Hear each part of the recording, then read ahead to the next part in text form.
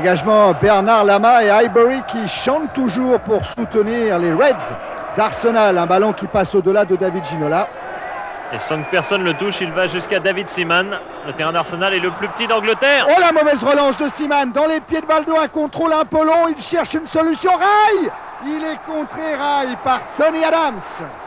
Ouais, Tony Adams qui est vite revenu, mais on revoit la catastrophique relance de Seaman. Et là, est-ce que Valdo peut jouer plus vite? Peut-être pour Ginola, c'était une option. Il choisit Rai. Peut-être peut-il donner encore plus vite à l'autre Brésilien. Remise en jeu Dixon. Dixon toujours, qui a du temps pour centrer. Tête de Campbell et but! Ah, Bernard Lama a bien touché ce ballon. Mais Highbury explose car Arsenal mène 1-0 après 6 minutes en première période. Et Arsenal qui réussit le même type de but qu'au Parc des Princes. On se rappelle Ian Wright coupant de la tête la trajectoire d'un centre. Et bien de la même façon sur un centre de Dixon, c'est Campbell rentrant dans cette partie à la place de Paul Merson. 3 attaquants, l'option a été payante. Ginola avec Valdo. Rai dans l'axe, un appui sur Vincent Guérin qui essaye de donner à Laurent Fournier. Frappe de Fournier et c'est l'angle de la cage de Seaman qui a repoussé le tir de Fournier. Oui, ou plus sûrement l'armature du but sur le côté. Ce serait une frappe, oui, c'était à côté. Corner de Valdo avec Ricardo qui va très haut et qui rate le cadre de très peu. Encore une occasion pour le PSG. Là, ça se rapproche très sérieusement. Ricardo qui s'impose dans les 6 mètres anglais. Valdo dans l'axe, Ginola.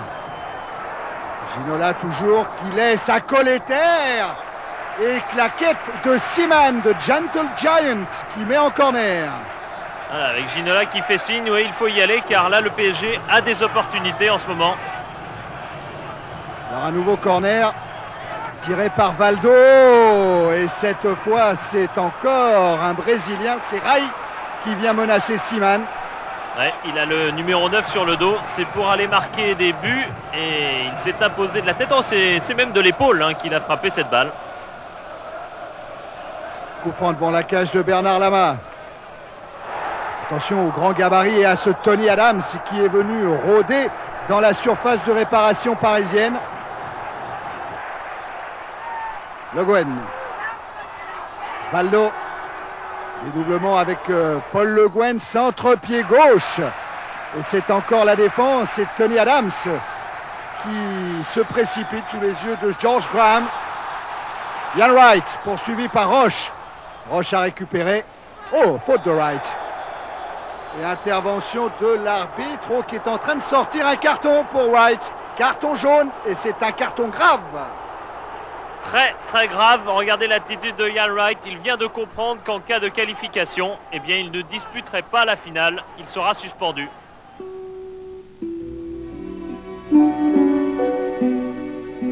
PV de dessert, Wright n'est pas toujours juste.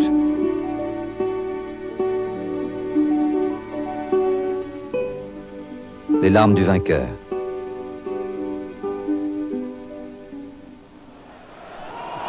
Dégagement de Seaman. Avec une déviation de la tête de Smith vers Wright. Accroché par Sassus, l'arbitre laisse jouer Winterburn.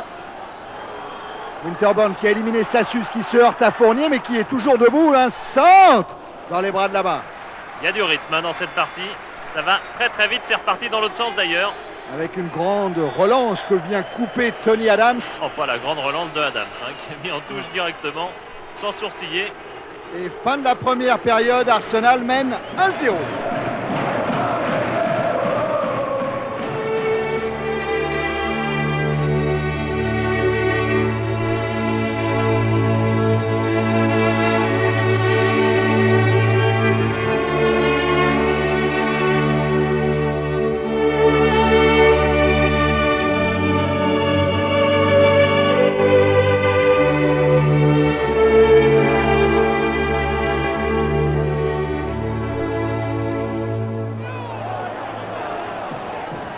En faveur d'Arsenal, joué par Winterburn avec Smith pour Ian Wright, sans danger pour Lama. Oui, centre ou tir, difficile à évaluer, mais il y avait encore une déviation de la tête de Smith qui pose quand même des problèmes dans le domaine aérien aux Parisiens. Là, pas trop de danger tout de même. Dixon avec Campbell. Wright qui va pouvoir armer sa frappe, arrêtée en 2 temps par Lama. Oui, car les ballons sont glissants sous cette pluie londonienne et pourtant la frappe n'était pas très puissante. Allez, Le Guen, c'est à lui de secouer le Paris Saint-Germain maintenant. Wright qui a échappé à Sassus. Frappe encore. Il a glissé Lama. Et elle était dangereuse cette frappe, même si elle avait un effet un peu inverse, peut-être les ballons légers à l'anglaise. Moustache en terne sous une pluie de mauvais sort. Paris, trop proche de la porte de sortie. Fournier. Avec Ginola qui oriente son contrôle pour se mettre dans le sens du but de Seaman. Frappe. Et belle arrête David Seaman. Et un peu particulier, mais beaucoup d'adresse tout de même. Fournier. Transversal. Chercher Ginola, il a trouvé Valdo. Valdo dans une série de dribbles à l'intérieur de la surface de réparation. Un centre. Il est juste un petit peu court. Rai. En tout cas, il s'est jeté. Valdo qui a utilisé une fois de plus sa feinte de frappe et au bout, Seaman devant Rai. Campbell. Campbell encore, entrée de la surface. Ballon capté par Lama. Valdo. Interception de la défense centrale, mais chance pour David Ginola. Et ce rebond qui vient le perturber. Oh, c'était la plus belle occasion du Paris Saint-Germain. Ce ballon arraché par Paul Le Guen qui a réussi à le dévier pour Ginola, qui écrase un peu cette frappe. Et ça va être le changement avec la sortie de Rai. C'est pas Weah qui le remplace bien sûr. 4 étrangers, c'est un de trop. Il est donc dans les tribunes, Georges Weah. C'est donc Gravelaine qui est rentré. Et le voilà Gravelaine, servi par Valdo. De loin, frappe pied gauche qui passe au-dessus de la cage de Seaman. Il a tenté Gravelaine.